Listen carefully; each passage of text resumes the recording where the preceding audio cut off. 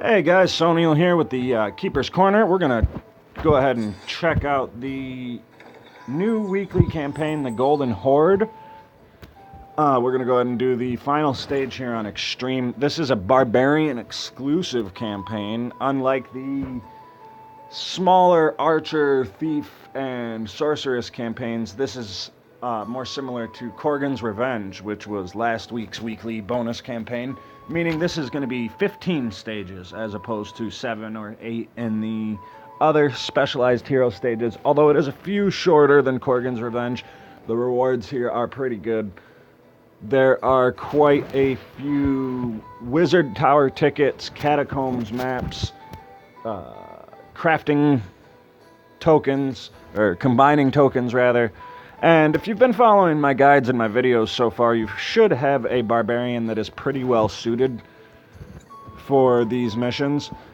These and the most recent Sorceress missions are actually pretty easy. And we're going to go ahead and do this with all 3 gold boosters. And what's going to allow us to do that there is a combination here on the Barbarian. We're going to use Ward for her resistance boosts in place of her true damage proc. Of course, we're going to keep Hawk's speed. If you are using a 3-star Barbarian, I would probably opt for Ward over Hawk's speed. The other necessary part of this frontline Barbarian here is going to be running Turtle Shell.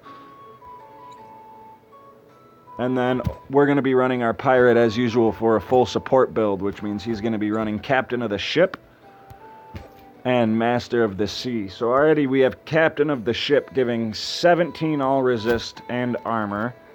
And then we're going to go over to our Cleric here. Our Cleric's going to be running Charismatic Leader. That's going to give us another 20% all resist. So that's already a 37% all resist bonus. Looking at that on top of this, not including Shadow, she's getting almost 90% to all resists with those buffs up, and roughly 40 to 50% bonus armor from the combination of Turtle Shell and the Pirate's buff.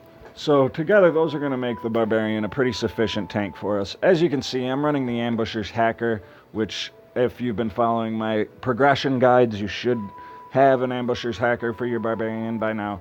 The Wormhide is, of course, not necessary. If you're running a Barbarian, in most situations, I would advise the Vest of the Flayer. I think I covered in a few other videos. The 5% reduction to enemy dodge on both Flayer Vest and Barbarian or Ambusher's Hacker gives you 20% total, which just shreds through dodge teams and Wizards Chosen and things like that. Otherwise, if you want to go on the cheap end, I'd just a Black Fist leather, or even here with the Demonic leather. But if you want to run your Barbarian in the front line, you're definitely going to need, like I said, probably 4 stars. The Epic leather is going to help a lot. The Flayer Vest or the Hero Vest might do it. But overall, this campaign itself is fairly easy, so it shouldn't be too much trouble. And again, much like Korgan's, being able to run as much of this campaign as possible with your gold boosters is really going to help you out. And when you get to the end of this stage here, when we get to the boss, we'll cover another one of the great advantages of using this team.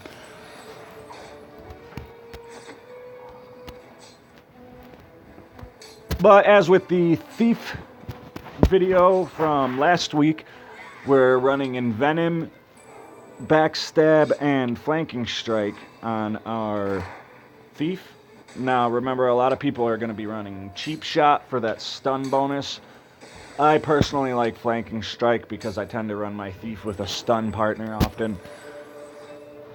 And on our Cleric, we are running Cleanse, Powerful Heal, and Quick Heal.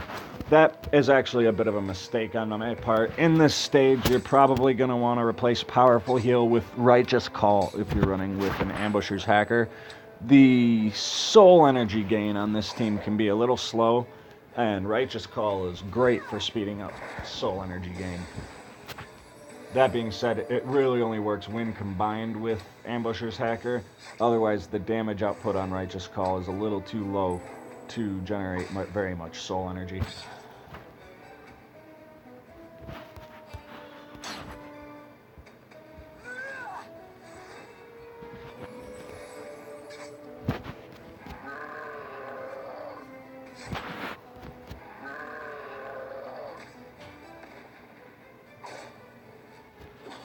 But as you can see, with this combination of buffs, the Barbarian makes quite a sufficient frontline character.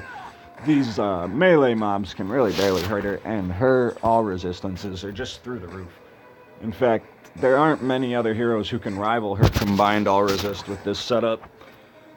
Unfortunately, her personal buff does neglect shadow resistance, so in PvP and things like that, she's super vulnerable to the Warlock, the Blackguard, anybody who really focuses primarily on shadow attacks.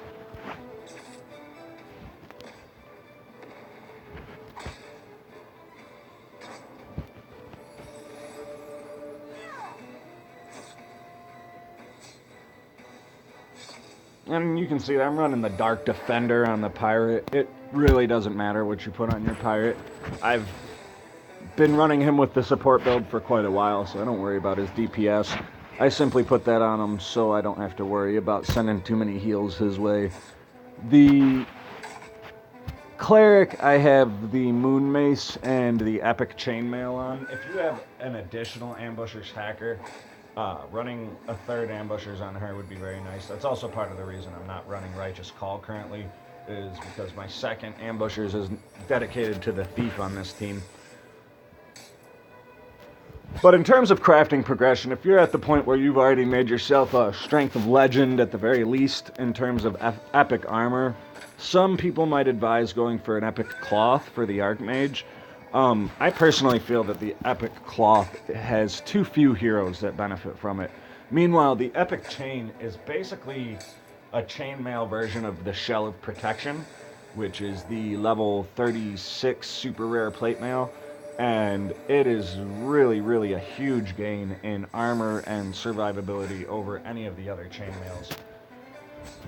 So if you've already crafted yourself the armors that you're looking for and you're wondering what to craft next, I would absolutely advise going for that Epic Chainmail.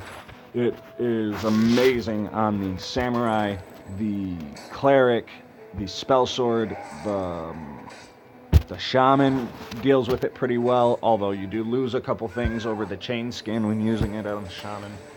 Around level 50, I want to say, the Epic Chainmail has about 22 to 23% armor. So you're rivaling a lot of the earlier plate mails at that level. And that's really what the Samurai needs to become a much more viable tank, aside from just his attack debuff. So if you're one of those people who's looking for a way to make the Samurai work out for him, I would definitely advise crafting that Epic Chainmail. And you'll see here, with those Thief hits we just got, as we covered in the Thief video, Envenom can be an incredibly powerful skill if you get it going. It does wear off after a little while, so if you run your Thief with the War Master and the Druid to both boost his cooldown reductions, you can get up to 5 Envenom stacks running at a time, as far as I know. So, as you can imagine, high-level ambushers and 5 Envenom stacks is quite deadly of a combination.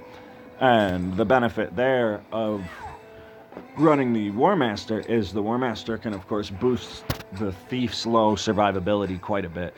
And when you're able to take a hero that's generally low tier in survivability and mid tier in damage and boost their damage through the roof, and now they can survive, all of a sudden the Thief has gone from a bottom tier hero to a second to top tier hero in the right conditions. But as you can see, the Barbarian's making short work of this stage as a frontliner. In fact, she's barely gotten hurt the whole time. And that's one of the joys of these different new weekly campaigns that are requiring certain heroes, is we do get to check out some heroes we might not use so often and experiment with some things that we wouldn't usually. And although myself and some others have discussed and theorized how valuable a Barbarian could be in the front line, I mean, this build alone, I think, could be improved upon with a Paladin or War Master, and the Barbarian could really become quite a frontline tank in the right conditions. So if you come across any other builds that are really good with the Barbarian defensively, definitely comment, let me know, and I'll try and cover those in the future. If you have a different approach to this campaign that for some reason you find is better than using the gold boosters, definitely let me know. I, for one, wouldn't advise using anyone other than the gold boost team when you're capable. But if it's a speed factor or maybe using less food or something like that, there are certainly alternatives. And if this is too difficult for you because you haven't leveled these heroes or whatever the case may be, transitioning to a traditional tank, healer, barbarian, and additional DPS, or a tank, 2 healers, you know, it really depends on you. The barbarian can be a solo DPS and a 2 healer team. And here we see the boss in this stage is the Amazon, and that's where we get to one of the reasons this team is pretty effective, is all 3 of them have a soul skill that can target ranged, despite most of their abilities being melee. So that's going to allow us to work down a lot of the Amazon's health before she lets off too many frenzies on us. And unlike a PvP Amazon where we're worried about her frenzy killing us, in this one we're more worried about her getting too many covered allies and things up on her little mates here, because it's really just going to drag this fight out a lot longer than we want it to. But once a couple baleful glares go up, she's going to fall pretty quickly. And then it's just as simple as taking care of these trash mobs.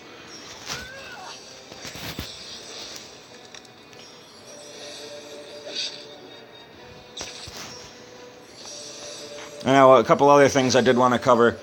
The Druid skin is going to be expiring in a couple days here, so if you guys wanted that, make sure you pick it up. Next up is going to be the Kensai skin, which, as I said in another video, looks super awesome. So I'm excited. I'm waiting for that one.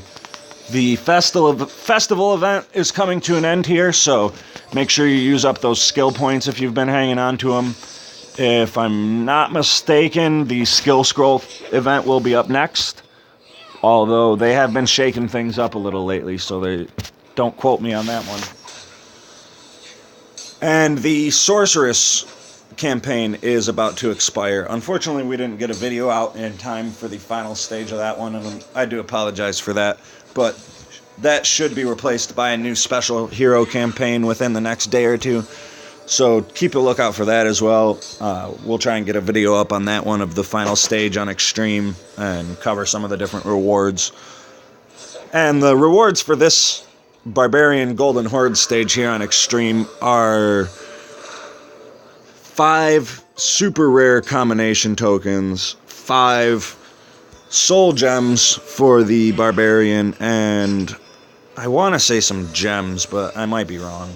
The other 2 rewards for the final stage here are a blue one-handed hacking weapon and a blue leather. If you want, you can hang on to them for combinations. You can sell them. They aren't really that great either way. Most of the value in the rewards coming up here is going to be in the first completion gold, the catacombs maps, and of course those combination tokens, which allow us to combine for free. And when used on the right level items, can really, really be helpful.